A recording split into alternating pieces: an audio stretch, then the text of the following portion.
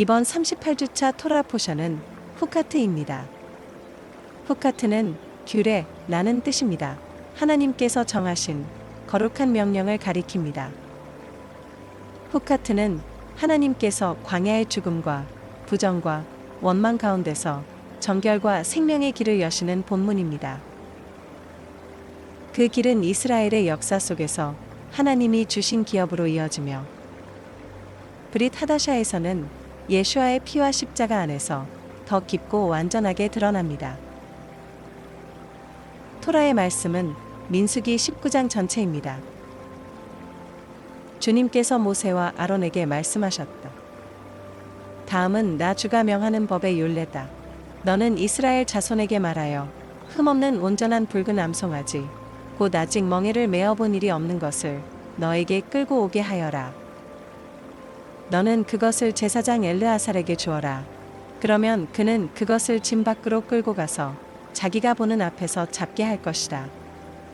제사장 엘르아살은 그 피를 손가락에 찍고 그 피를 회막 앞쪽으로 7번 뿌려야 한다.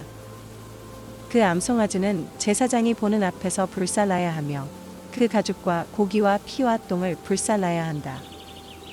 제사장은 백향목과 우슬초와 홍색 털실을 가져와서 암송아지를 사르고 있는 그 불 가운데 그것들을 던져야 한다. 그런 다음에 제사장은 자기의 옷을 빨고 물로 몸을 씻어야 한다.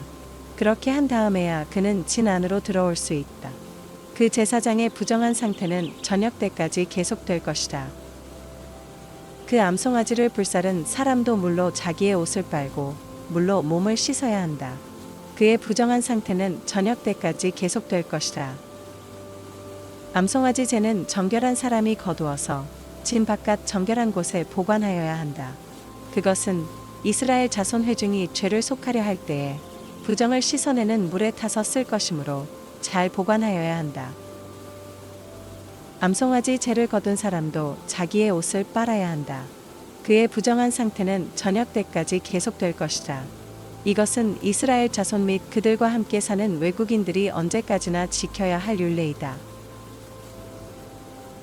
어느 누구의 주검이든 사람의 주검에 몸이 닿은 사람은 이래 동안 부정하다. 그는 사흘째 되는 날과 일흘째 되는 날 붉은 암송아지를 불살은 재를 탄 물로 스스로 정결하게 하여야 한다. 그러면 정하게 될 것이다. 그러나 그가 사흘째 되는 날과 일흘째 되는 날에 자기의 몸을 정결하게 하지 않으면 그냥 부정하다. 누구든지 주검, 곧 죽은 사람의 몸에 닿고도 스스로 정결하게 하지 않은 사람은 주의 성막을 더럽히는 사람이다.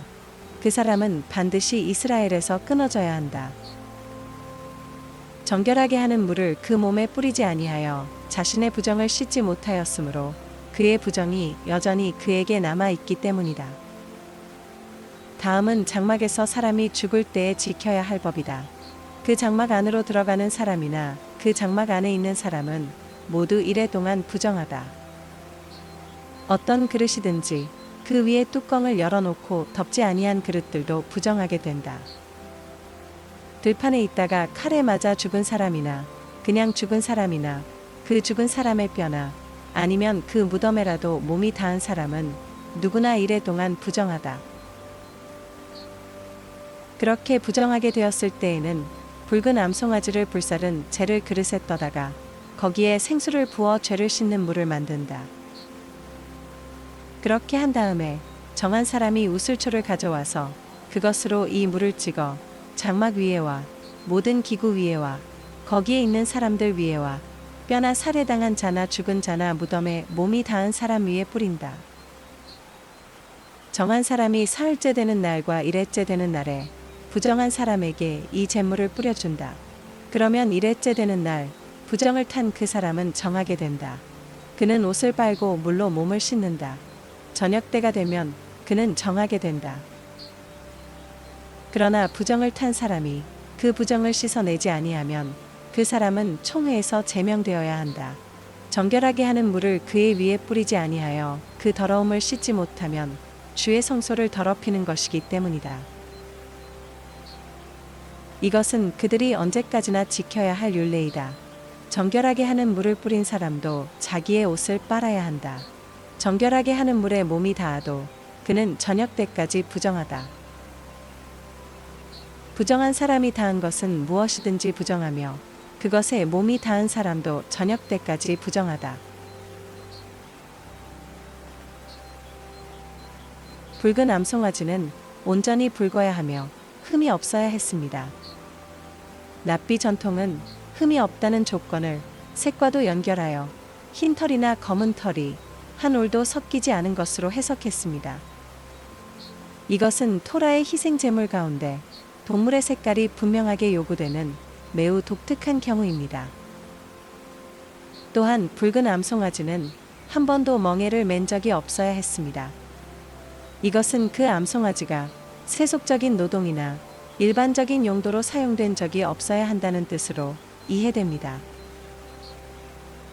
붉은 암송아지 규례가 역설적인 것은 이 제가 부정한 사람을 정결하게 하면서도 그 의식에 참여한 사람은 일정 시간 부정하게 되기 때문입니다. 메시아닉 유대 관점에서 이 붉은 암송아지는 죄와 죽음에서 우리를 정결하게 하신 예수와 마시아흐의 희생을 가리키는 그림자로 이해합니다.